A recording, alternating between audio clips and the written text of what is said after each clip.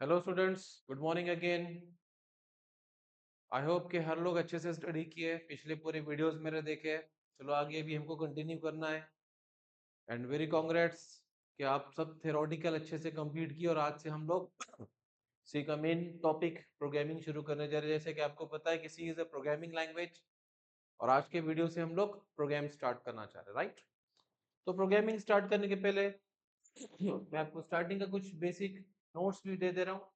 आपको मैं बताया हूँ, सबसे पहले हमने प्रोग्रामिंग लैंग्वेजेस पढ़ा था।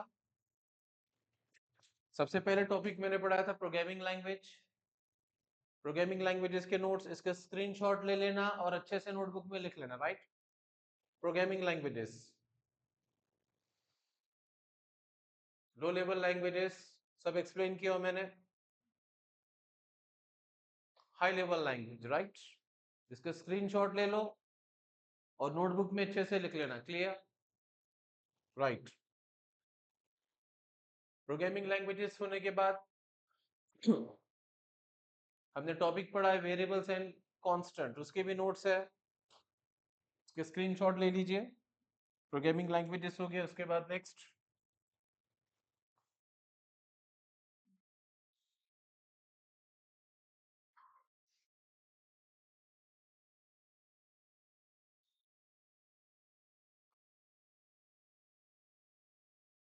Variables and constant.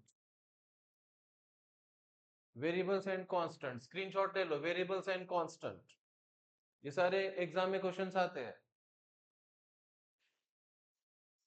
Types of constant, types of constant, 6 type के कांस्टेंट्स थे, ठीक है? उसके बाद कीवर्ड्स एंड आइडेंटिफायर। कीवर्ड्स क्या होते हैं और आइडेंटिफायर्स क्या है? आइडेंटिफायर के रूल्स, 6 रूल्स है आइडेंटिफायर के, सब पढ़ाया हूं मैंने। पिछले सारे वीडियोस देख लेना अच्छे से, ठीक है? Okay, right. उसके बाद data types. Data types in C, data types को एक्सप्लेन करते समय पहले टेबल ड्रॉ कर लेना है और उसके बाद हर एक का एक्सप्लेनेशन।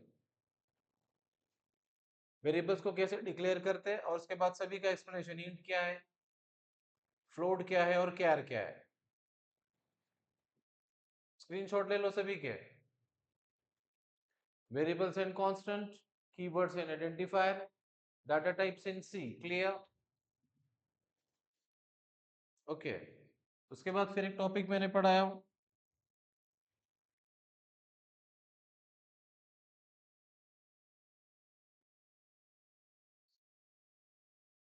सी लाइब्रेरी। सी लाइब्रेरी क्या होता है, हेडर फाइल्स क्या होते हैं, फंक्शंस क्या है। सी लाइब्रेरी के बाद हमने फिर एक टॉपिक पढ़ा था structure of C program. Structure of C program, C का प्रोग्राम का स्ट्रक्चर कैसे रहेगा, स्ट्रक्चर ड्रॉ करो, एक्सप्लेनेशन लिखो। और उसके बाद फिर एक टॉपिक पढ़ा है मैंने debugging and testing. Debugging and testing, syntax error क्या होते हैं, डिबगिंग किसको बोलेंगे, लॉजिकल एरर्स क्या होते हैं और टेस्टिंग क्या है। सारे नोट्स मैं बता दे रहा हूँ। ये इंट्रोडक्शन का टॉपिक खत्म हो रहा है, प्रोग्रामिंग की तरफ जा रहे हैं हम लोग। ये जितने भी मैं स्लाइड्स बता रहा हूँ इन सब के स्क्रीनशॉट लेकर नोटबुक में लिख लेना। उसके बाद नेक्स्ट टॉपिक मैंने पढ़ाया था प्रिंटफ एंड स्कैनफ। उसके बाद हमने देखे थे printf and scanf. Next topic हमारा हुआ है प्रिंटफ एंड स्कैनफ।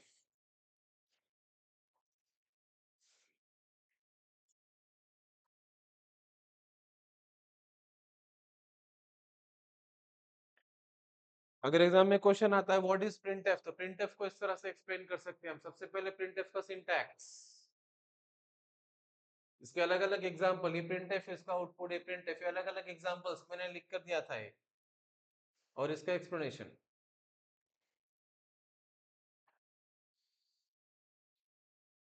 इसका स्क्रीनशॉट ले लो, प्रिंटफ में लिख लो ये। इसका स्क्रीनशॉट लेके इसको प्रिंटफ में लिख लो, राइट? उसके बाद नेक्स्ट मैंने पढ़ाया था स्कैनएफ। ये है हमारा स्कैनएफ। स्कैनएफ का syntax example output, example output और डेफिनेशन। तो अब तक हमने थ्योरी टॉपिक पढ़ा है, अब हमको प्रोग्रामिंग शुरू करनी है, राइट। लेकिन इतने नोट्स आपके नोटबुक में होने चाहिए। इतने जो नोट्स मैंने बताए वो आपके नोटबुक में होना चाहिए। इस पर थ्योरेटिकल क्वेश्चंस एग्जाम में आ सकते हैं। इन सब पर थ्योरेटिकल क्वेश्चंस एग्जाम में आ सकते हैं, उसके लिए मैंने पूरा लिख कर दे दिया हूं, ठीक है। क्या क्या टॉपिक है उसकी लिस्ट बता रहा हूं मैं। सबसे पहले हमने देखे थे प्रोग्राम क्या है। उसके बाद हमने पढ़े है प्रोग्रामिंग लैंग्वेजेस। इस पर भी एग्जाम में आ सकता है टॉपिक। उसके बाद हमने देखे थे variables and constant. Variables and constant. Next keywords and identifier.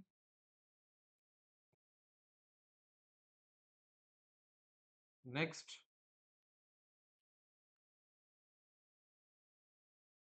data types in C. These three topics are related to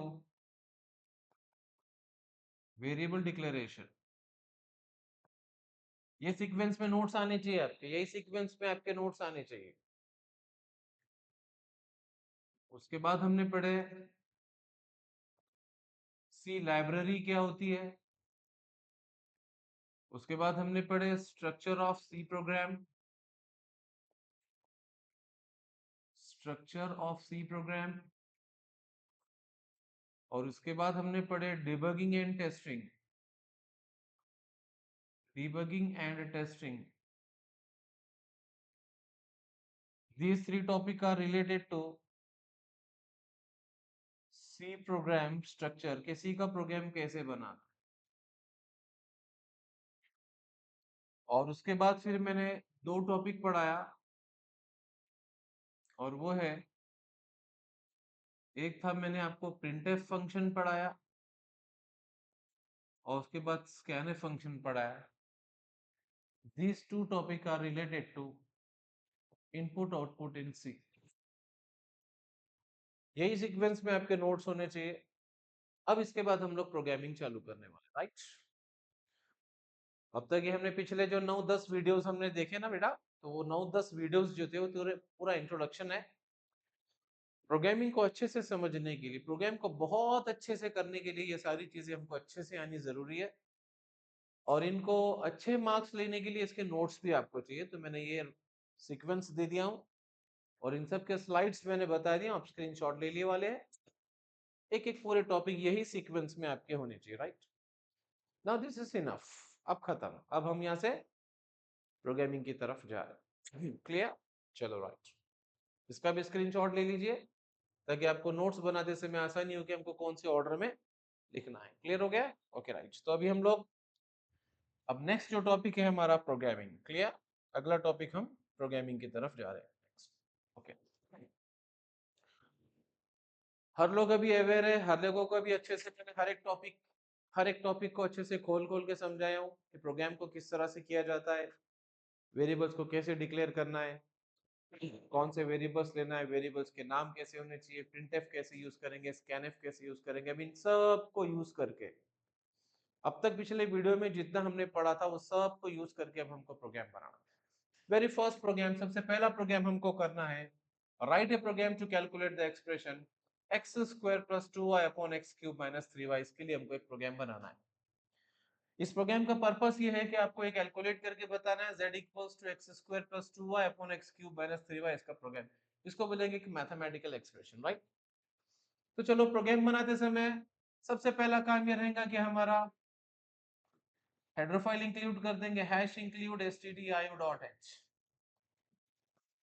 stdio.h, देखो सबको पता है कि हम ये stdio.h क्यों ले रहे हैं, बिकॉज stdio.h लेने की वजह ये है कि हमको प्रोग्राम के अंदर printf और scanf यूज करना है, और इन दो फंक्शंस को यूज करना है तो हमको ये हेडर फाइल लेना पड़ेगा stdio.h। क्लियर? और कोई हेडर फाइल एक्स्ट्रा लगने वाली नहीं है। ये मैथमेटिकल एक्सप्रेशन देख के आप बोलेंगे कि सर इसमें math.h भी लेना पड़ेगा, जरूरत नहीं।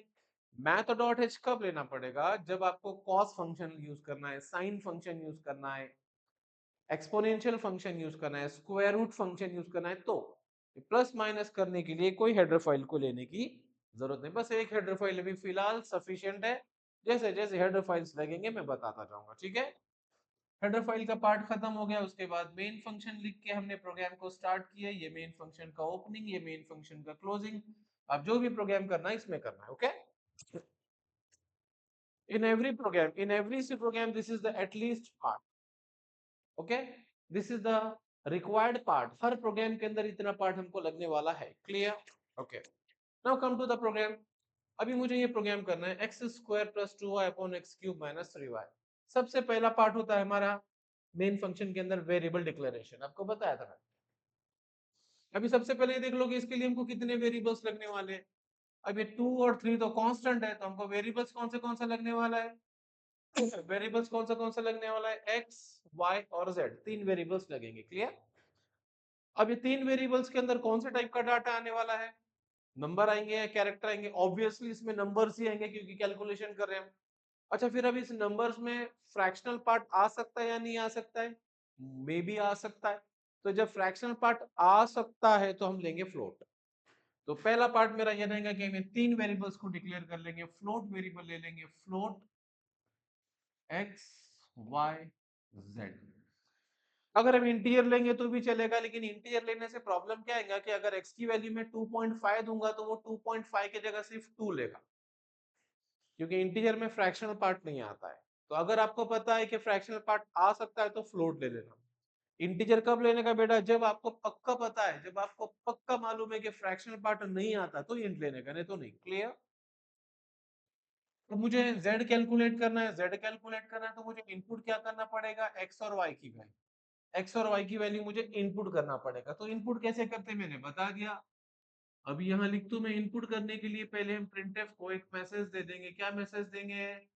Enter value of x and y। हमने एक मैसेज प्रिंट किया स्क्रीन पर, enter value of x and y। तो स्क्रीन पर जब प्रोग्राम रन करेंगे तो आपको स्क्रीन पर एक मैसेज दिखेगा, enter value of x and y, right? अब वो वैल्यू मुझे देना है। अब वो वैल्यू मुझे देना है तो देने के लिए मुझे कौन सा फंक्शन यूज करना पड़ेगा बेटा? scanf। सिर्फ printf देने से इनपुट नहीं हो जाता है। printf से तो खाली एक मैसेज आया, अब मुझे इनपुट करना है तो कौन सा फंक्शन? scanf। अब मुझे कितने वैल्यू इनपुट करना है? x और y, दो फ्लोट वैल्यू इनपुट करना है। तो मुझे क्या करना पड़ेगा? डबल कोटेशन के अंदर %f। मतलब कि मैंने scanf को बोला कि भाई दो वैल्यू इनपुट कर। प्रोग्राम को रन करने के बाद यूजर के पास से दो वैल्यू ले। अब वो दो वैल्यू को मुझे कहाँ स्टोर करना है? एक तो एड्रेस ऑफ x में और दूसरा एड्रेस ऑफ y में। Is it clear? इनपुट हो जाएगा, डिक्लेरेशन हो गया, इनपुट हो गया। अब मुझे ये कैलकुलेट करना है, फॉर्मूला मुझे कैलकुलेट करना है। तो इसको कैसे लिखूंगा बेटा मैं? z इक्वल्स टू, ओके, क्या कैलकुलेट करना है? X square plus 2y upon X cube minus 3y। तो एक्स स्क्वायर को हम ऐसा ऐसा नहीं लिख सकते, ऐसा नहीं लिख सकते सी में, ऐसा नहीं लिख सकते। तो क्या करना पड़ेगा हमको? x into x plus 2y, मतलब क्या होता है? 2y का मीनिंग होता है 2 इंटू वाई। तो मैंने यहाँ कर दिया 2 इंटू वाई, राइट? अब मुझे ये देखना है कि मैं डिवाइड y को करूँ या पूरे होल डिवाइड करूँ। मुझे पूरा होल डिवाइड करना है तो उसके लिए ब्रैकेट लेना कंपलसरी है, क्योंकि होल डिवाइड हो रहा है। खाली y को डिवाइड नहीं करूँ मैं, होल डिवाइड हो रहा है तो मैंने इसको ब्रैकेट दिया। डिवीजन के लिए हम ऐसा लेंगे स्लैश, ऐसा नहीं, ऐसा लकीर नहीं मारेंगे, मार भी नहीं सकते। Slash divide by what? x cube minus 3y। तो अगेन x क्यूब कैसे लिखेंगे अपन? x into X minus 3 into Y. तो अब ये ब्रैकेट x से डिवाइड हो रहा है या पूरे से डिवाइड हो रहा है? कंप्लीट से डिवाइड हो रहा है। तो अगेन मैंने इसको ब्रैकेट दिया, सेमीकोलन, राइट? हर लाइन के बाद सेमीकोलन ले रहा हूं मैं। बताया था मैंने, सिंटैक्स पूरा बताया हूं, रूल पहले बता दिया हूं, सारे रूल्स बता दिया हूं। अब ये कैलकुलेशन होने के बाद मेरा आंसर कहां स्टोर हो गया? z में। अब मुझे z की वैल्यू देखना है। अगर मैं प्रोग्राम इतना ही करूंगा तो क्या होगा? प्रोग्राम तो रन हो जाएगा लेकिन z की वैल्यू नहीं बताएगा। अब मुझे z की वैल्यू भी देखना है। अब z की वैल्यू देखना है, प्रिंट करना है, तो क्या करूंगा मैं? लास्ट में printf। अब मुझे z की वैल्यू प्रिंट करना है, तो अब ये z क्या है, जैसे हमने एरिया को प्रिंट किया तो हमने एरिया को प्रिंट करते समय हम एरिया बोलते हैं, एडिशन को प्रिंट करते समय हम एडिशन बोलेंगे। अब z का तो कोई फुल फॉर्म है नहीं, तो हम क्या कर देंगे, खाली ऐसा लिख लेंगे आंसर इक्वल्स टू या z इक्वल्स टू, डमी में से जो लिखेंगे वो आएगा। आपको आउटपुट में क्या चाहिए, z इक्वल टू चाहिए तो अब यहाँ z इक्वल टू लिखो, आंसर इक्वल टू चाहिए तो आंसर इक्वल टू लिखो। अब मुझे किसकी वैल्यू प्रिंट करना है, z की, percentage f double quotation close.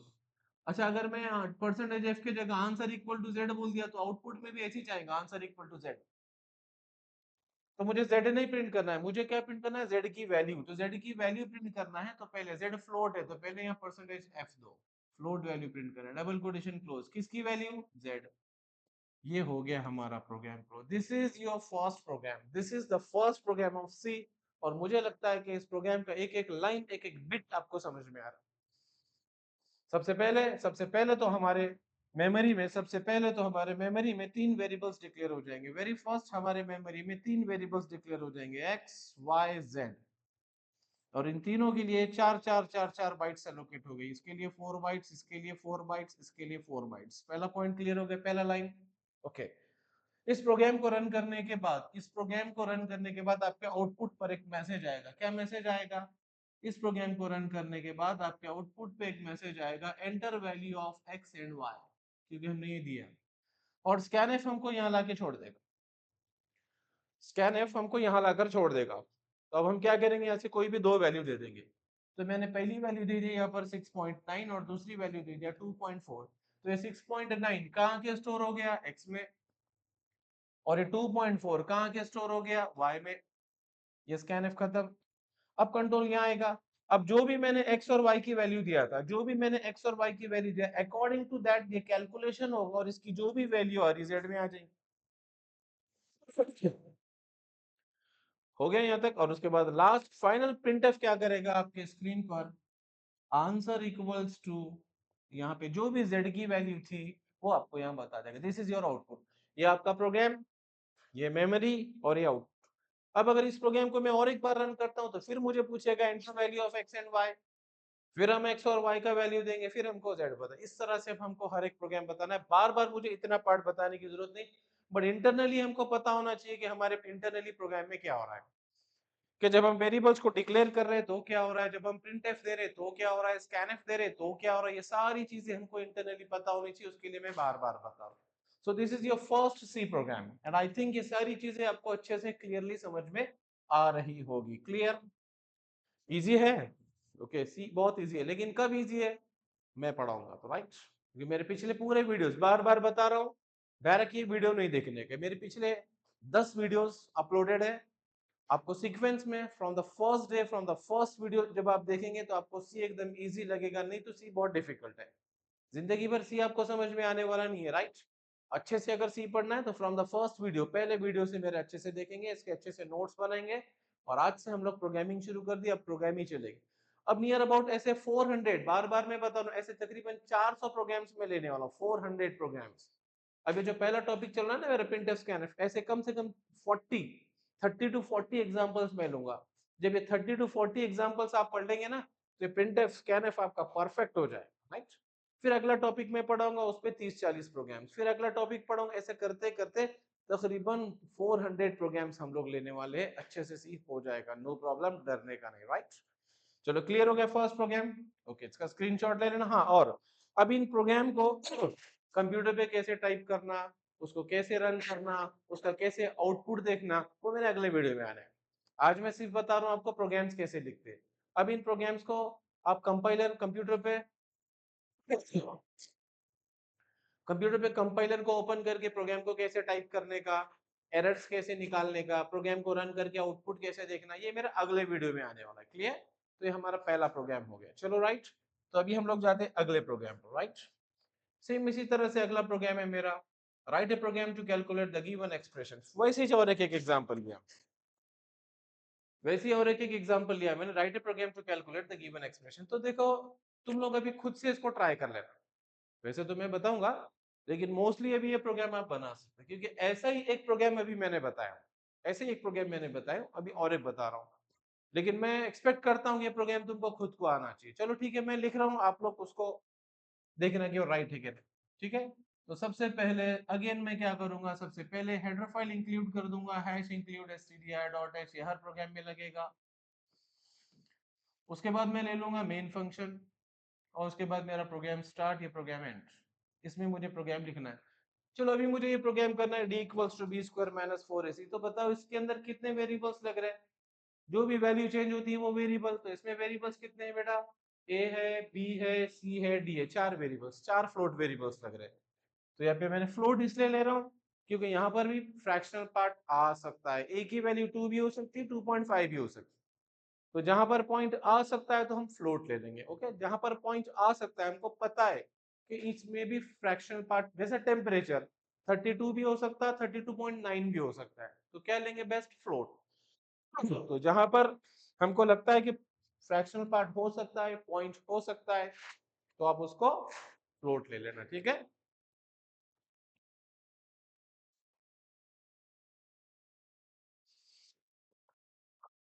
सो फ्लोट वेरिएबल्स में ले लेते हो, यहाँ पर कितने फ्लोट वेरिएबल लगेंगे, ए, बी, सी, डी। अब मुझे यहाँ पे कैलकुलेट करना है डी, डी को कैलकुलेट करना है तो मुझे क्या इनपुट करना पड़ेगा, ए, सी, बी, 3 वैल्यू इनपुट करना पड़ेगा, ए, बी, सी।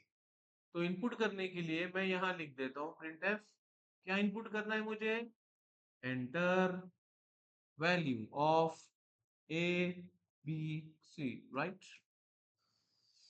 अब एबीसी की वैल्यू हमको इनपुट करना है, तो इनपुट करने के लिए मैं कौन सा फंक्शन लूंगा, स्कैनफ। अब कितने वैल्यू इनपुट करना है हमको, 3 वैल्यू इनपुट करना है, A, B, C, 3 float value input करना है। तो मैं यहाँ पर percentage F, percentage F, percentage F 3 बार लिख देता हूँ, राइट। जितने वैल्यू, जितने जितने टाइप के वैल्यूज तुमको इनपुट करना है उतने फॉर्मेट स्पेसिफायर यहाँ लिखना है। अब इन वैल्यूज को कौन से वेरिएबल में स्टोर करना है, कौन से वेरिएबल में स्टोर करना है, A, B, C, address of A, address of B, address of C. चलो क्लियर। तो इनपुट का पार्ट खत्म हो गया, जो डाटा यूजर से लेना था ले लिया। अब कैलकुलेट करना है, क्या कैलकुलेट करना है, गिवन है। चलो अभी इसको सी में कैसे लिखते हैं बोलो, how to write this expression, how to write this expression in C, B equals to B square, B into B minus 4 into A into C. अब इसको पूरा ब्रैकेट करें, पूरा डिवाइड कर रहे हैं, तो इसको हम ले लेंगे ब्रैकेट में, डिवाइड के लिए स्लैश, किसके साथ डिवाइड करें, 2a के साथ, 2 इंटू ए। अब मुझे बताओ ये ब्रैकेट को हम 2 से डिवाइड करें या 2a से डिवाइड करें, 2a, तो again 2a must be enclose in bracket. तो ये आंसर हमारा डी में आ गया। मुझे डी की वैल्यू देखना है, I want to see the value of D, print कर दो, print F, again you write answer equals to percentage F, किसकी वैल्यू प्रिंट कर रहे हैं, डी की। This program is close. This is your second program. छोटे छोटे प्रोग्राम से हम लोग शुरू कर रहे हैं, जो एकदम बड़ा प्रोग्राम लूंगा तो कंफ्यूज हो जाएंगे, तो छोटे छोटे स्मॉल स्मॉल प्रोग्राम से हम आगे बढ़ते जा रहे हैं। So this is your second program, और मैं चाहता हूँ कि तुम खुद से भी करना चाहिए, राइट।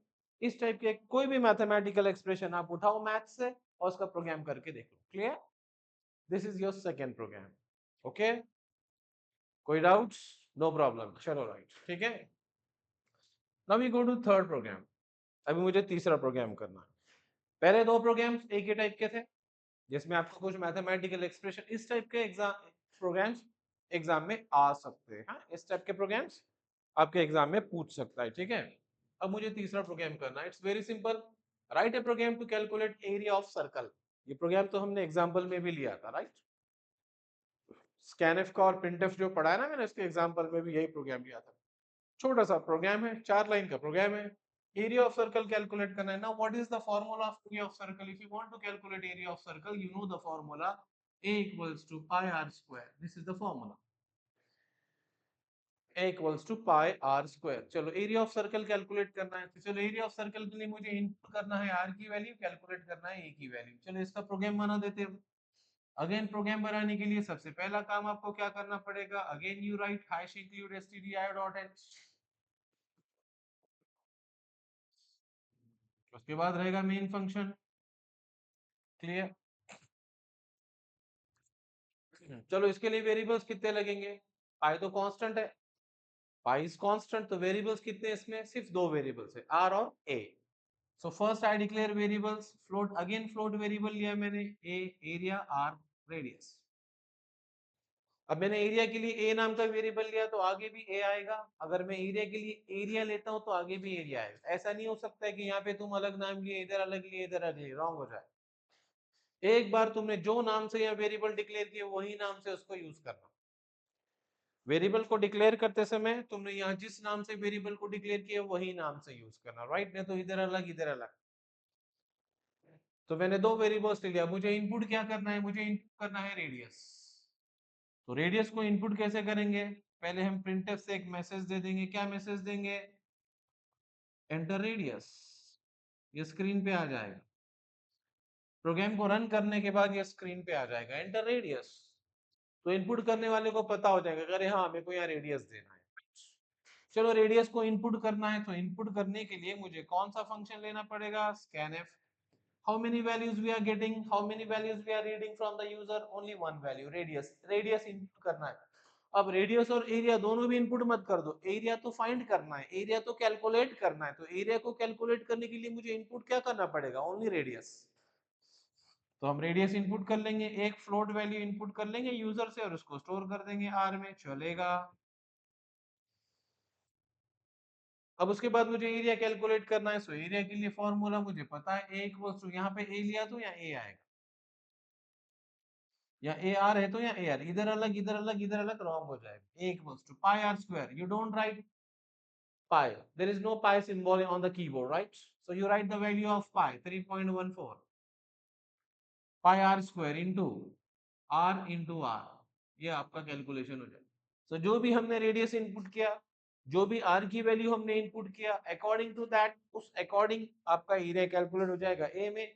अब मुझे a की वैल्यू देखना है, अब मुझे a की वैल्यू को प्रिंट करना है। तो चलो a की वैल्यू को प्रिंट करने के लिए मैं क्या करूंगा? अब मैं a की वैल्यू प्रिंट करूं, जैसे मैंने पहले ना z की जगह आंसर बोल के लिखा है ना, d की जगह आंसर बोल के लिखा। अब यहाँ a की जगह मुझे पता है ना, what is a is the area of circle. So instead of answer you right area of circle. अब मुझे a की वैल्यू प्रिंट करना है, a फ्लोट वेरिएबल है, सो क्या आएगा यहाँ? Percentage f। इस फ्लोट की जगह मुझे किसका वैल्यू प्रिंट करना है? a का वैल्यू। ये program close, this is your third program. हमारे पिछले सारे कंसेप्ट क्लियर है बोल के हम इतने फास्ट प्रोग्राम कर पा रहे हैं, नहीं तो यहीं पे घूमते रह जाएंगे। ये फ्लोट क्यों लिए, है ना? ये फ्लोट हमको पता है क्यों ले रहे। प्रिंटफ स्कैनफ मैंने पूरा पढ़ा है, या फिर सारे कैलकुलेशंस मैंने पढ़ा है, ये सारी चीजें हमारी क्लियर है, ये सारे कंसेप्ट हमारे क्लियर है बोलकर हम इन हर एक प्रोग्राम को समझ कर लिख रहे हैं। और मैं ये होप करता हूँ कि ये सारे प्रोग्राम्स आप खुद भी कर सकते हैं, ये सारे प्रोग्राम्स आप खुद भी कर सकते हो, ठीक है? सो ये हो गया हमारा प्रोग्राम एरिया ऑफ सर्कल, जिसमें हमको दो फ्लोट वेरिएबल लग रहे थे, ए आर मैंने डिक्लेयर किया, मुझे इनपुट करना है आर, तो आर को हमने इनपुट कर लिया, एरिया कैलकुलेट किया और एरिया को प्रिंट किया। अगर इसके अंदर पेरीमीटर भी कैलकुलेट करना है तो और एक वेरिएबल बढ़ा दो पी।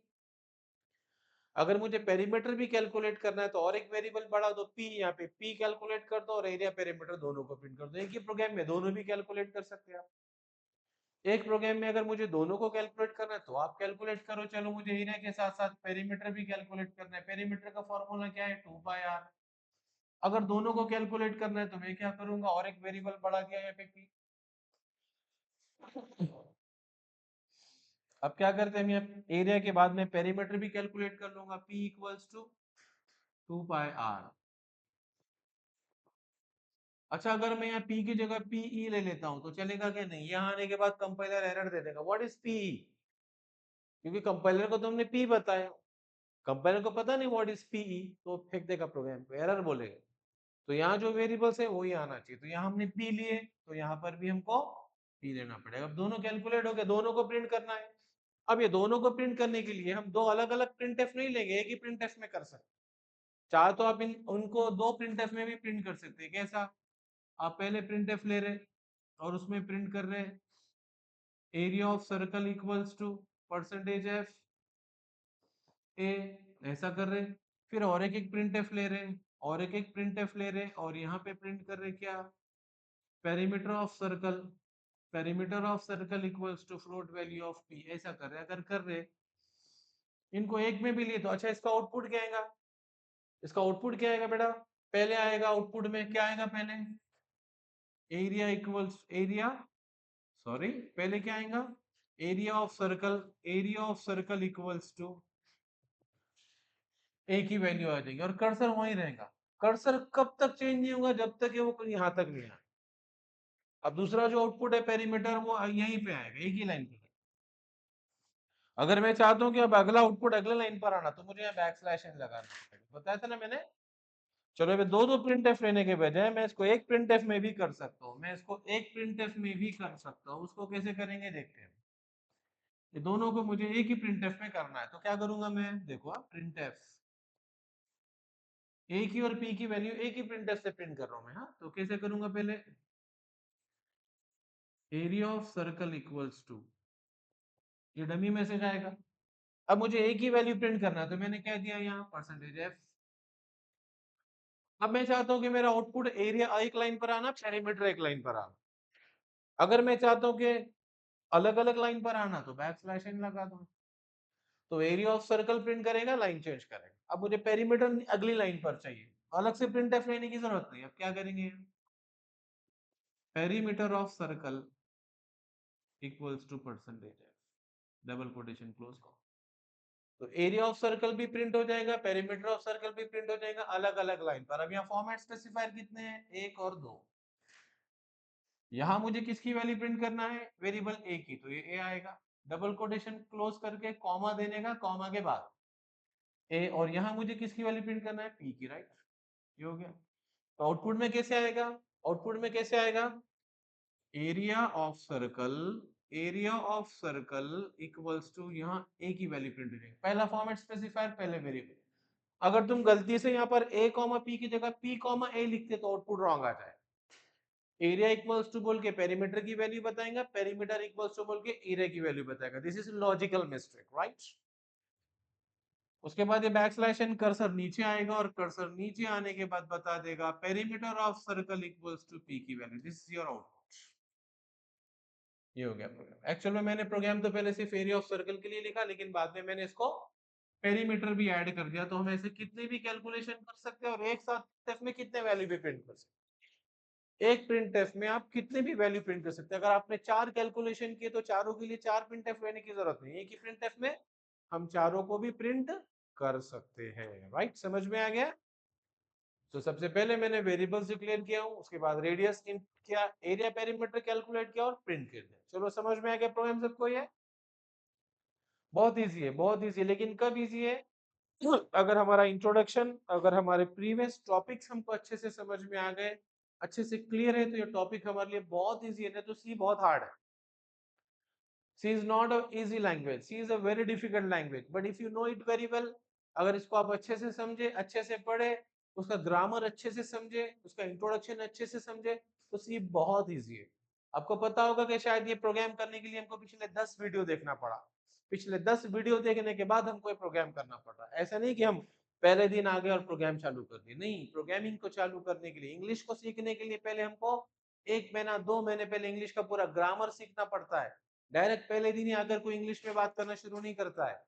अगर मुझे इंग्लिश सीखना है तो पहले 1-2 महीने मुझे पहले इंग्लिश का ग्रामर सीखना पड़ेगा, तो ही मैं इंग्लिश में अच्छी बात कर सकता हूँ। उसी तरह से सी के अंदर भी अगर आपको अच्छी प्रोग्रामिंग करना है, तो आपको पहले सी का बेसिक, सी का ग्रामर हमको पहले अच्छे से पढ़ना पड़ेगा, राइट। चलो क्लियर हो गया। अभी मैं बढ़ता हूँ अगले हमारे अगले प्रोग्राम पर। अगला प्रोग्राम है write a program to calculate area of a rectangle. बस पहले अभी जो प्रोग्राम किया वैसे ही है। अब एरिया ऑफ रेक्टेंगल का फॉर्मूला क्या होता है? एरिया ऑफ रेक्टेंगल का फॉर्मूला आता है A equals to L into B. अब मुझे लगता है कि प्रोग्राम तुम खुद खुद कर सकते हो, इसमें कोई है नहीं प्रॉब्लम। जैसा अभी मैंने एरिया ऑफ सर्कल कैलकुलेट किया वैसे ही है। अभी चलो इसको सबसे पहले हमारे दिमाग में इसको रन कर लेंगे। पहले पहले इस प्रोग्राम को हम दिमाग में बना लेंगे, मेमोरी में बना लेंगे। चलो इसमें कितने वेरिएबल्स है बोलो? How many variables in this program? Right, 3 variables A L B, right. Input क्या करना है इसमें? हमको वैल्यू देना किसकी है? ए कैलकुलेट करना है, एक फाइंड करना है, ए को कैलकुलेट करना है। तो वैल्यू इनपुट किसकी करना है? एल और बी। तो एल और बी को इनपुट करेंगे। एल और बी को इनपुट करके कैलकुलेट क्या करेंगे, ए अकॉर्डिंग टू दिस फॉर्मूला, और ए को प्रिंट कर देंगे। वेरी सिंपल, बहुत आसान प्रोग्राम। तो चलो मैं लिखता हूं, आप देखो कैसे लिख रहा हूं मैं। सबसे पहले अगेन वही हर प्रोग्राम में रहेगा ये stdio.h. In every program these three lines are there. Okay, very first I declare variables. So how many variables using in this program? There are three variables, a, l, b, right? Now I want to input the value of l and b. इतना ज्यादा explain करने की जरूरत नहीं, अभी आपको समझ में आना चाहिए। l और b की वैल्यू इनपुट करना है। Enter value of l and b, enter value of l and b। चलो l and b की वैल्यू इनपुट कर दो। scanf %f address of l, address of b, right? दो फ्लोट वैल्यू इनपुट किया मैंने, l और b की। अब मुझे कैलकुलेट करना है फॉर्मूला। गिवन है a इक्वल्स टू l इंटू b, सो a इक्वल्स टू l इंटू b। Area of rectangle calculate होगा, प्रिंट कर दो। सो फाइनली प्रिंट कर देंगे। प्रिंट एफ, क्या प्रिंट करेंगे message, area of rectangle equals to float value. किसकी फ्लोट वैल्यू, ए की। ये हो गया हमारा programme.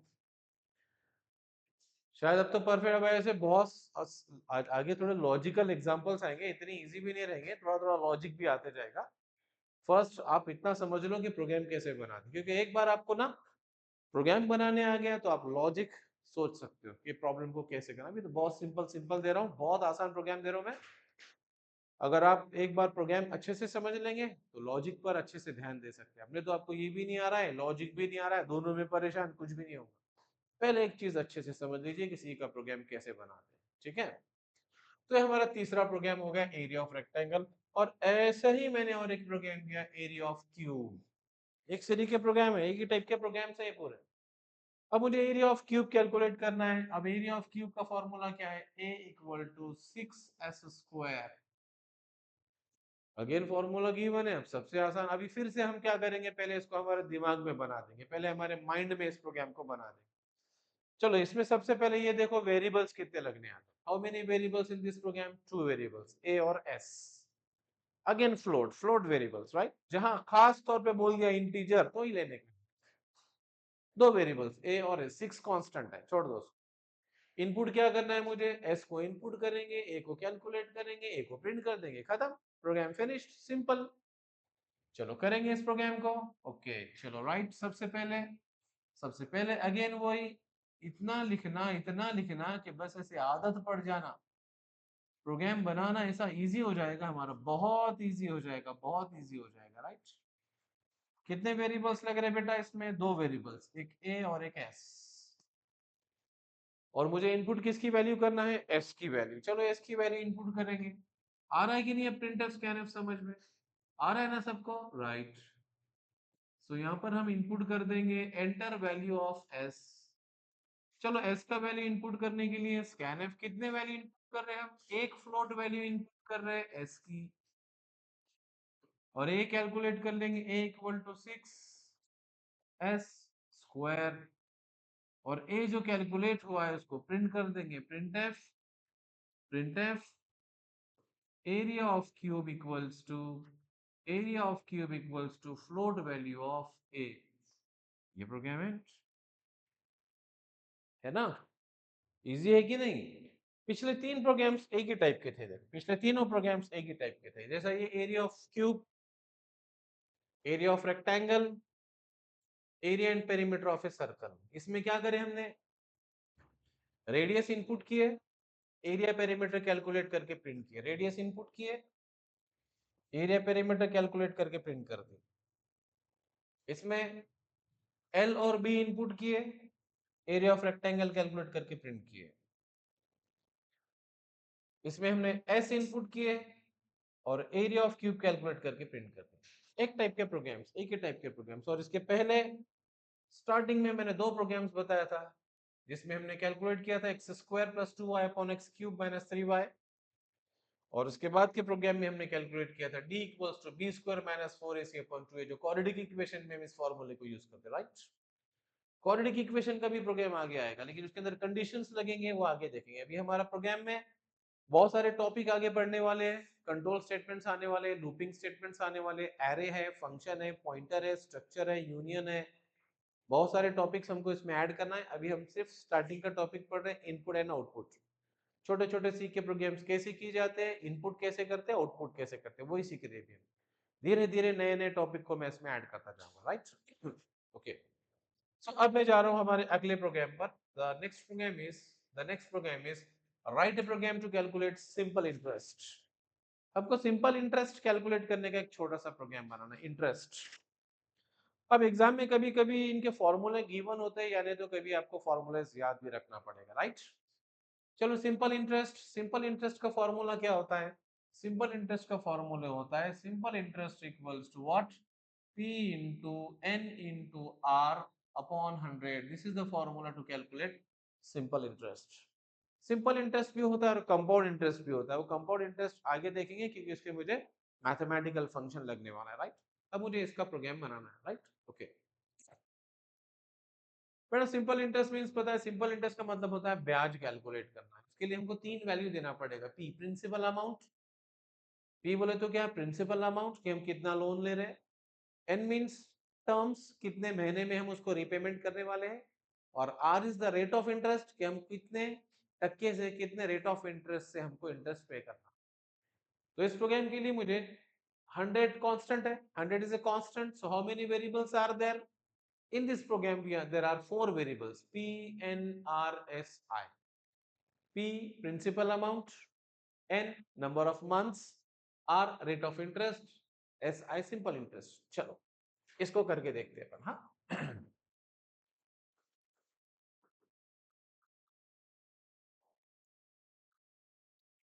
So first header file include हो गया और ये मेन फंक्शन आ गया, ठीक है। चलो, अब इसमें मैं क्या करूंगा, प्रिंसिपल अमाउंट मैंने क्या करा, प्रिंसिपल अमाउंट के लिए फ्लोट वेरिएबल ले लिया हूं P।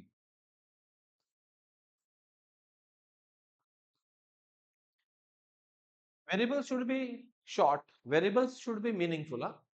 मैं प्रिंसिपल अमाउंट के लिए पूरा बड़ा वेरिएबल भी ले सकता हूँ, प्रिंसिपल अमाउंट। लेकिन आगे भी यूज करते समय आपको प्रिंसिपल अमाउंट लिखना पड़ेगा, थोड़ा लेंदी हो जाएगा, स्पेलिंग मिस्टेक हो सकती है, उसके लिए शॉर्ट ले लो। And the variable name should be meaningful. Principal amount P लूंगा तो पता चल जाएगा, P for principal, R for rate of interest and N for the number of months. You can declare variables A B C also, A B C भी ले सकते हैं, लेकिन पता नहीं चलेगा ना ए किसके लिए, बी किसके लिए, सी किसके लिए, थोड़ा कंफ्यूजन होगा। तो मैं पहले भी बताया था, फिर बता रहा हूं कि variable name should B simple and variable name should B short. आपके वेरिएबल्स के नाम जितने छोटे होंगे ना, आपको इस्तेमाल करने के लिए उतना आसान आएगा, और जितने मीनिंगफुल रहेंगे तो आपको पता चलेगा कि मैं कौन से वेरिएबल को किसके लिए लिया, राइट। अब एन किसके लिए, नंबर ऑफ मंथ्स, तो बेटा नंबर ऑफ मंथ्स तो हमेशा इंटीजर में आएगा ना, क्योंकि ऐसा तो नहीं होगा 3.5 महीने का ब्याज देना है या 3.75 का देना है, तो तीन तो रहेंगे, तो चार तो रहेंगे। तो मैं n को इंटीजर ले लेता हूँ, राइट, n को मैं इंटीजर ले लेता हूँ। ये पहला प्रोग्राम है जिसमें दो डाटा टाइप एक साथ आ रहे हैं। P is the principal amount and N is number of months, number of installments. And we know that the number of installments are always in integer. There is no fractional part, right? या अगर तुम आप float भी लिए तो चलेगा, no problem, चलेगा, गलत नहीं होगा। लेकिन फ्लोट को 4 बाइट्स लगते हैं, इंटीजर को 2 बाइट्स लगते हैं। अगर आप इंटीजर ले लेंगे तो 2 बाइट में काम हो जाएगा, ठीक है ना। अब आर रेट ऑफ इंटरेस्ट है। अब रेट ऑफ इंटरेस्ट में पॉइंट आ सकता है, रेट ऑफ इंटरेस्ट 7 भी हो सकता है, 7.5 भी हो सकता है। तो रेट ऑफ इंटरेस्ट के लिए मैं फ्लोट ले लेता हूँ। जब रेट ऑफ इंटरेस्ट फ्लोट हो सकता है, प्रिंसिपल अमाउंट फ्लोट हो सकता है, तो सिंपल इंटरेस्ट भी फ्लोट हो सकता है, एसआई भी मैंने फ्लोट। तो चार वेरिएबल्स मैंने डिक्लेयर कर दिया हूं, जिसके अंदर एन को मैंने इंटीजर लिया हूं। इसके लिए इंटीजर लिया हूं क्योंकि एन की वैल्यू फ्रैक्शनल में नहीं आती, राइट। ओके, चलो ठीक है। अब मुझे इनपुट करना है, एस आई को मुझे कैलकुलेट करना है, तो मुझे क्या इनपुट करना पड़ेगा, पी की वैल्यू, एन की वैल्यू, आर की वैल्यू। तो चलो हम क्या बोलेंगे, प्रिंट एफ, क्या बोलते हैं यहाँ, enter value of P comma N comma R, P N R की वैल्यू इनपुट करना है, ठीक है। चलो, पी एन आर की वैल्यू इनपुट करने के लिए हम क्या करेंगे, स्कैन एफ। अब 3 वैल्यू मुझे इनपुट करना है, पी एन आर। अब p कौन सा वेरिएबल है, फ्लोट, तो परसेंटेज एफ। n कौन सा वेरिएबल है, इंटीजर, परसेंटेज डी। और r कौन सा वेरिएबल है, फ्लोट, परसेंटेज एफ। राइट, समझ में आ रहा है? थोड़ा सा मैंने कुछ नया जोड़ दिया है। जो वेरिएबल्स जो डाटा टाइप के है वो फॉर्मेट स्पेसिफायर लिखना पड़ेगा। p फ्लोट है तो परसेंटेज एफ, n इंटीजर है परसेंटेज डी, r फ्लोट है परसेंट। 3 वैल्यू इनपुट करूंगा, p n r। अब इनको मैं कहां स्टोर कर दूंगा, address of p, address of n, address of r। Am I right? तो p n r की वैल्यू हमने दे दी है, इनपुट कर दी। अब मुझे सिंपल इंटरेस्ट कैलकुलेट करना है और मुझे फॉर्मूला भी पता है, तो मैं क्या करूंगा, simple interest equals to p into n into r whole divided by 100। यहाँ जो वेरिएबल्स है वही आएंगे, यहाँ जो वेरिएबल्स लिए वो आएंगे। p लिया तो p आया, n लिया तो n आया, r लिया तो r आया। और फाइनली सिंपल इंटरेस्ट कैलकुलेट कर लेंगे हम। फाइनली सिंपल इंटरेस्ट कैलकुलेट कर दिया, अब सिंपल इंटरेस्ट को प्रिंट कर देंगे। सो लास्ट में आ जाएगा प्रिंट एफ। और यहाँ पे अब यहाँ डमी मैसेज तुम कुछ भी दो। अभी आप बोलेंगे सर आपने बोले कि यहाँ जो लिए वही लेना है। यस, यहाँ पे जो एस आया है तो एस आया है, पी है तो पी। लेकिन प्रिंटफ के अंदर डमी मैसेज कुछ भी लिखो आप चलेगा, क्योंकि जो डमी मैसेज लिखे वैसे प्रिंट हो। You can write dummy message anything जो आपको लगता है। अगर आप एस आई लिखे तो आउटपुट में भी एस आई आएगा। सिंपल इंटरेस्ट बोले तो सिंपल इंटरेस्ट आएगा, स्मॉल में लिखे तो स्मॉल में आएगा, कैपिटल में लिखे तो कैपिटल में आएगा। लेकिन वेरिएबल्स को नहीं कर सकते ऐसे। आप यहाँ जो वेरिएबल लिए टी तो ऐसे ही आना, अगर स्मॉल है तो स्मॉल आना चाहिए, कैपिटल है तो कैपिटल आना चाहिए। वेरिएबल्स को जैसे डिक्लेयर करें वैसे यूज करना पड़ता है, राइट? एस आई की वैल्यू प्रिंट करना है तो यहाँ पर हम परसेंटेज एफ देंगे और परसेंटेज एफ की जगह प्रिंट कर देंगे एस आई की वैल्यू। Programme close. आ रहा है, जम रहा है कि नहीं प्रोग्रामिंग? खुशी हो रही है ना प्रोग्राम बनाने की? अरे मैं भी सी के प्रोग्राम कर सकता हूँ, वो भी बहुत इजी ना। कितना इजी लग रहा है, बहुत बहुत ऐसा नॉवल पढ़े ऐसा लग रहा है इजी। क्यों लग रहा है ना, वो आपने पहले की वीडियोस देखे ना उसलिए लग रहा है। नहीं तो सी उतना आसान नहीं है बेटा, सी इज डिफिकल्ट। और सुनो ना, अभी अभी खुश मत हो जाओ उतना, आगे बहुत सारे टॉपिक आने वाले हैं। अब उसमें भी इतना ही खुश हो जाओ कितना इजी है ऐसा बोलना। जब वो टॉपिक आप अच्छे से करोगे ना तब मैं बोलूंगा चलो आप बहुत होशियार है, राइट? अभी अभी इतना ज्यादा खुश मत हो कि हाँ I am the C programmer. अभी तो मैंने बहुत छोटे छोटे प्रोग्राम्स लिए, आगे आने वाले हैं, आगे के टॉपिक के लिए तैयार रहो। लेकिन ये टॉपिक अच्छे से हो जाएगा ना, डेफिनेटली आगे भी अच्छा हो जाएगा, डरने का नहीं, राइट? ओके, क्लियर हो गए? तो ये हमने एक प्रोग्राम किए सिंपल इंटरेस्ट का, ठीक है? तो आज हम तकरीबन कितने प्रोग्राम्स किए बेटा?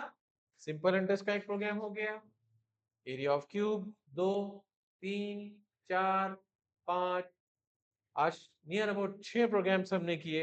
और 6 प्रोग्राम्स भी हमने समझ कर किए। अच्छे से समझ में आ रहा है, अच्छे से समझ में आ रहा है। चलो और एक प्रोग्राम करके देख लेते हैं आज। और ये सारे प्रोग्राम्स को ना, इन प्रोग्राम्स को कंप्यूटर पे भी देखना है हमको। इन सारे प्रोग्राम्स को कंप्यूटर पर भी रन करके देखना है हमको। इन प्रोग्राम को कैसे टाइप करेंगे, कैसे रन करेंगे, आउटपुट स्क्रीन कैसे आता है, सब देखेंगे अपन। कल बताऊंगा मैं, कल के वीडियो में मैं ये प्रोग्राम्स बताने वाला हूँ रन करके, ठीक है? चलो एक प्रोग्राम हम देख लेते हैं, लास्ट प्रोग्राम आज का वीडियो एंड कर देंगे इसके बाद। What is the program? Write a program to convert temperature from Fahrenheit to centigrade. आपको ना टेम्परेचर कन्वर्ट करना है फ़ारेनहाइट से सेंटीग्रेड में। अब टेम्परेचर पता है ना, टेम्परेचर के अलग अलग यूनिट्स होते हैं, टेम्परेचर इन फ़ारेनहाइट होता है। हमारे बॉडी का जो टेम्परेचर होता है ना वो फ़ारेनहाइट में होता है। आप लोग बोलते हैं ना अरे हमको बुखार है, कितनी डिग्री बुखार है? 102 डिग्री बुखार है। भाई 102 डिग्री बोलो तो क्या, 102 डिग्री फ़ारेनहाइट में। जैसा कि हमारे वेट के यूनिट्स होते हैं, ग्राम, किलोग्राम, मिलीग्राम, तो वैसे ही टेम्परेचर के भी अलग अलग यूनिट्स होते हैं। फ़ारेनहाइट है, सेंटीग्रेड है, केल्विन है। तो ये इस क्वेश्चन का पर्पस ये है, इस प्रोग्राम का पर्पस ये है कि आप टेम्परेचर इनपुट कर रहे हैं एक यूनिट में और उसको कन्वर्ट करें दूसरे यूनिट में। तो टेम्परेचर हम इनपुट कर रहे हैं फ़ारेनहाइट में, टेम्परेचर हम इनपुट कर रहे हैं फ़ारेनहाइट में और उसको कन्वर्ट कर रहे हैं सेंटीग्रेड में। टेम्परेचर इनपुट करना है सेंटीग्रेड में और कन्वर्ट करना है फ़ारेनहाइट में, राइट? अब इसका फॉर्मूला भी तो पता होना चाहिए ना। फॉर्मूला ही मालूम नहीं और हम कैलकुलेट करने जा रहे हैं, चलेगा क्या? नहीं, फॉर्मूला बता दूंगा मैं।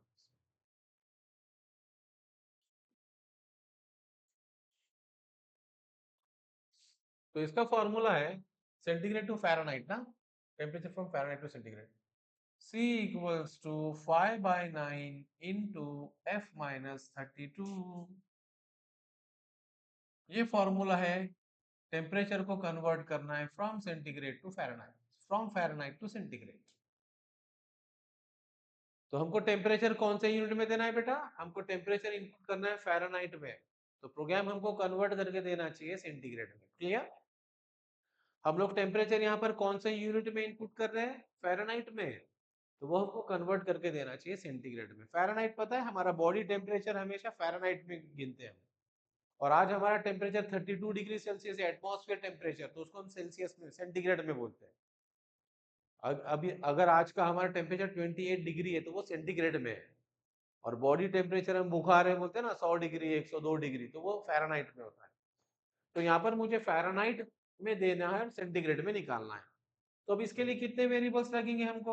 32 9 5, ये तो कांस्टेंट है, इनको तो वैसे ही रखना पड़ेगा, इनको तो चेंज नहीं कर सकते। तो यहाँ वेरिएबल्स कितने लगेंगे हमको? एक है फॉर एक्स सी, तो चलो ये एक प्रोग्राम में कर देता हूँ। Hash include stdio dot h main function open. अब यहाँ मुझे दो वेरिएबल्स लगेंगे, एक सी और एक एफ, और ऑब्वियसली फ्लोट ही लेना पड़ेगा क्योंकि पॉइंट आता है यहाँ। तो चलो मैंने यहाँ पे फ्लोट वेरिएबल ले लिया हूँ, दो वेरिएबल्स ले लेंगे सी और एफ। इनपुट करना है मुझे एफ, मुझे एफ देना है और सी कैलकुलेट करना है। इनपुट करना है एफ, एफ की वैल्यू देना है, सी कैलकुलेट करना है। तो एफ की वैल्यू इनपुट करने के लिए मैं क्या करता हूँ यहाँ प्रिंट एफ, और क्या बोलता हूँ यहाँ एंटर टेम्परेचर इन फ़ारेनहाइट। मैं बोलूँ कि भाई टेम्परेचर फ़ारेनहाइट में इनपुट करो, डमी में से स्क्रीन पे आ जाए। अब मुझे बताना है तो मैं क्या करूंगा, स्कैन एफ, एक फ्लोट वैल्यू इनपुट कर रहे हैं हम वेरिएबल एफ की, एफ की वैल्यू इनपुट कर देंगे, राइट। एफ की वैल्यू जो हम इनपुट कर रहे हैं वो टेम्परेचर है फ़ारेनहाइट। अब उसको मुझे सेंटीग्रेड में कन्वर्ट करना यूजिंग दिस फॉर्मूला, तो क्या करूंगा मैं, C equals to 5/9 into F minus 32। तो मैंने जो भी एफ की वैल्यू इनपुट किया था, जो भी मैंने एफ की वैल्यू इनपुट किया था, समझो मैंने एफ की वैल्यू दिया था 165.2, तो अब ये 165.2 165.2 के हिसाब से हमको कन्वर्ट करके बताएगा कि ये सेंटीग्रेड में कितना रहेगा। जो भी फ़ारेनहाइट की वैल्यू मैंने दिया था, according to that it convert the Fahrenheit into centigrade. अब मुझे सेंटीग्रेड की वैल्यू देखना है, मुझे सी की वैल्यू प्रिंट करना है, तो प्रिंट कर देंगे हम। कैसे प्रिंट करेंगे, प्रिंट एफ, हाँ कैसे प्रिंट करेंगे, temperature in centigrade, temperature in centigrade equals to float value of C. ये हो गया हमारा प्रोग्राम। आया समझ में? दो वेरिएबल्स मैंने डिक्लेयर किया सी और एफ, टेम्परेचर मैंने इनपुट किया फ़ारेनहाइट का, और उस फ़ारेनहाइट को इस फॉर्मूले में रख के कन्वर्ट किया हूं सेंटीग्रेड में, और सेंटीग्रेड को प्रिंट कर दिया। क्या समझ में आया? ओके। अब इस प्रोग्राम के अंदर छोटी सी गड़बड़ है, हर प्रोग्राम के अंदर कुछ ना कुछ अब सीखने मिलेगा, हर प्रोग्राम में कुछ ना कुछ तो नया आता जाएगा। जैसे पिछले एग्जांपल में नया ये आया था कि हमने दो टाइप के वेरिएबल्स लिए थे, फ्लोट भी और इंटीजर। पिछले प्रोग्राम में हमने ये सीखा कि अब तक तो पूरे पिछले एग्जांपल में पूरे एक ही टाइप के वेरिएबल्स थे, फ्लोट, लेकिन अभी यहाँ पर दो टाइप के वेरिएबल्स आ गए, फ्लोट भी आ गया, इंटीजर भी आ गया, तो कैसे यूज करते बता दिया मैंने। अब इसमें भी एक नई बात आपको सीखने को मिली, नई बात एक सीखने मिली। क्या बात सीखने को मिल रही, देखो देखो देखो बेटा, सी के कंपाइलर का एक रूल है कि जब भी कोई दो इंटीजर पर, ये बहुत इंपॉर्टेंट है, आगे भी बहुत जगह आएगा, जब भी हम कोई दो इंटीजर पर कैलकुलेशन करते हैं तो उसका आंसर भी इंटीजर में आता है। अगर हम कोई दो इंटीजर का कैलकुलेशन करेंगे तो आंसर इंटीजर में आएगा, अगर दो फ्लोट, दोनों में से कोई एक भी फ्लोट है तो आंसर फ्लोट में आएगा। अब जैसे दो इंटीजर है, अब थोड़ी देर के लिए समझ लो कि मैंने, थोड़ी देर के लिए समझ लो मैंने क्या करा, एग्जाम्पल 10/3 किया हूं,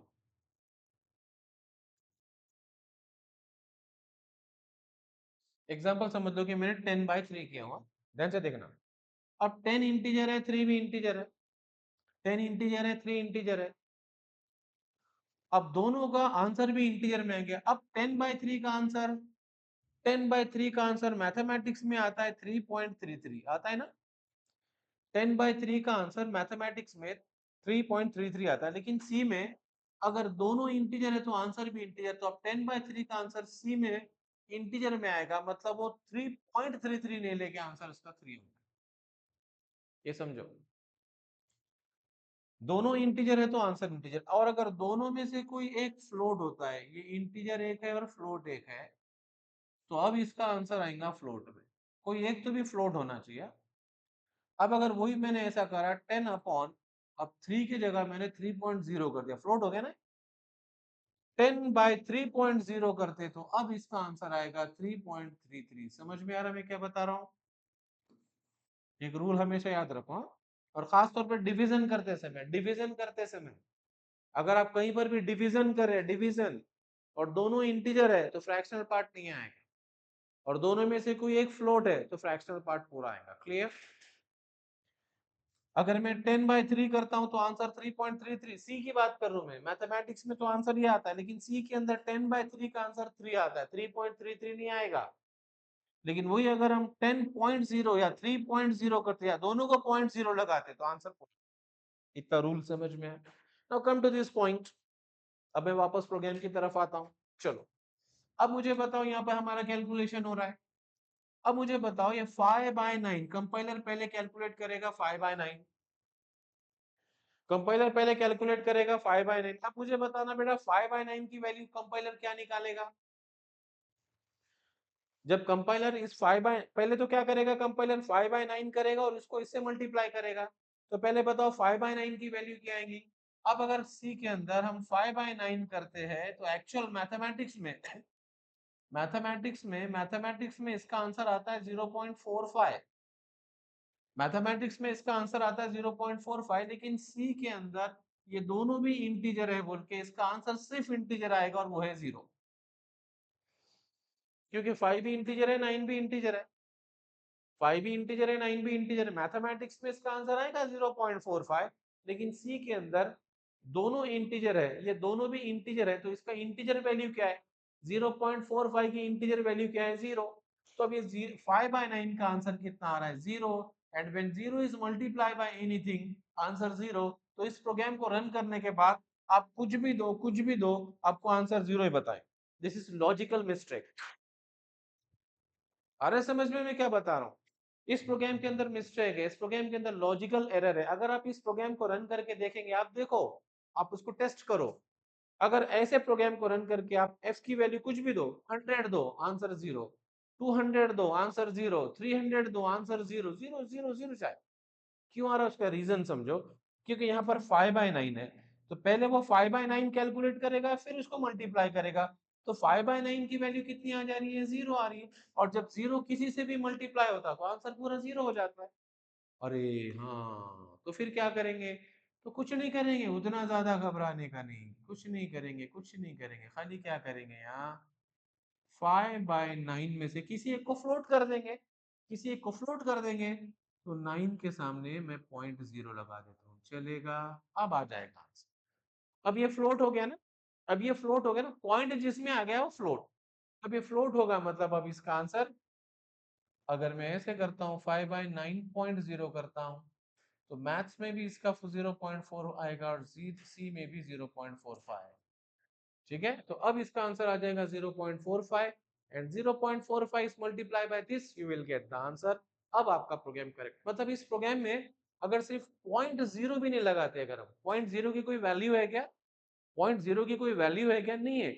अगर इस प्रोग्राम के अंदर हम सिंपली 0.0 यहाँ नहीं लगाते हैं तो पूरा प्रोग्राम आपका रॉन्ग हो जाए। तो ये छोटी छोटी बातें आपको पता होनी चाहिए, ये सारी छोटी छोटी बातें हमको पता होना चाहिए सी का प्रोग्राम करते समय, राइट? अब ये मिस्टेक हमको एक बार आ गया, अब ऐसा ही प्रॉब्लम अगर आगे आता है तो आपको पता चले, अरे हाँ सर ने बताए थे कि ये दोनों इंटीजर है तो इसका फ्रैक्शनल पार्ट नहीं आ रहा है, इसका आंसर गलत आ रहा है। तो याद से, ध्यान से, जब भी आप कहीं पर भी डिवीजन कर रहे हैं, दो नंबर को डिवाइड कर रहे हैं, तो कोई ना कोई एक तो भी फ्लोट होना चाहिए, राइट? आगे भी हो ऐसे बहुत सारे प्रॉब्लम्स आएगा, हम देखेंगे। तो अब ये प्रोग्राम हमारा करेक्ट हो गया। 9.0 या 5.0 तो भी करो, 9.0 तो भी करो, या दोनों को 0.0 लगाओ, but at least one value should be float. Clear? तो इसमें हम एक नई चीज ये देखें, नया चीज हमने रूल ये सीखे कंपाइलर का, कि अगर दो इंटीजर पर कैलकुलेशन करेंगे तो आंसर इंटीजर आएगा। जैसे 10/3, 10 भी इंटीजर है, 3 भी इंटीजर है, तो इसका आंसर सी में 3.33 नहीं आएगा, सिर्फ 3 आएगा। पॉइंट उड़ा देगा, पॉइंट के बाद की वैल्यू उड़ा देगा। लेकिन वही अगर मैं 10 अपॉन, देखो 10/3 भी वो है, 10/3.0 भी हुई, लेकिन इसमें आंसर अलग आ रहा है, इसमें आंसर अलग। This is the rule of C, this is the rule of C, और हमको सी के रूल के हिसाब से ही प्रोग्राम बनाना। क्लियर? तो समझ में आ गया? तो इस प्रोग्राम में हमने क्या करे बेटा, फ़ारेनहाइट इनपुट करके सेंटीग्रेड निकाले। और मैं चाहता हूं कि आप ये प्रोग्राम ट्राई करेंगे कल, सेंटीग्रेड टू फ़ारेनहाइट। अभी हमने क्या करे, फ़ारेनहाइट टू सेंटीग्रेड निकाल रहे हैं। अब सेंटीग्रेड टू फ़ारेनहाइट फॉर्मूला में लिख के देता हूं, F equals to 1.8 C plus 32। ये फॉर्मूला मैंने लिख के दिया, और मैं एक्सपेक्ट करता हूं कि ये एक प्रोग्राम आप कल ट्राई करना। कल का वीडियो चालू होने के पहले आप आपके बुक में प्रोग्राम लिख के रखना। कल मैं ये प्रोग्राम बताऊंगा, और एक दो एग्जांपल्स लेके कल मैं प्रैक्टिकल कैसे करते हैं, कंप्यूटर पर सी के प्रोग्राम्स को कैसे रन करते बताऊंगा। अब इसका प्रोग्राम बहुत आसान, जैसे पहले हमने क्या करे, एफ इनपुट करके सी निकाले, एफ इनपुट करके सी कैलकुलेट किए। अब क्या करना है, अब सेंटीग्रेड इनपुट करके फ़ारेनहाइट निकालना। पहले का प्रोग्राम क्या था, हमने टेम्परेचर फ़ारेनहाइट में इनपुट करके सेंटीग्रेड में कन्वर्ट किया। अब क्या करेंगे, सेंटीग्रेड में इनपुट करके फ़ारेनहाइट निकालेंगे। तो मैं एक्सपेक्ट करता हूं बेटा सभी को कि ये एक प्रोग्राम अभी आप बना, अगर इतना प्रोग्राम आप बना दिए तो मैं समझूंगा कि आज मैंने जितना पढ़ाया उतना आपको अच्छे से समझ में, राइट? तो अभी हम लोग आज का वीडियो में स्टॉप कर रहा हूं। आज मैंने 7-8 एग्जांपल्स लेके बताया, और अब मैं होप करता हूं कि आप सबको ये सारी चीजें अच्छे से समझ में आ गई होंगी। बस ऐसे ही हमारे आगे के सारे प्रोग्राम चलते रहेंगे लास्ट लेक्चर तक, सी खत्म होने तक इसी टाइप के हमारे लेक्चर्स चलते रहेंगे। ठीक है? तो अच्छे से पढ़ते रहो बेटा, सी को अच्छे से करो, ताकि आगे के लैंग्वेजेस भी आपके अच्छे हो जाएंगे, और एक दिन बेटा आप भी कोई आईटी कंपनी में as a software engineer, as a programmer बोल के काम करिए, हमारी इच्छा है। ठीक है? चलो आज के लिए काफी है, good bye, see you. Okay.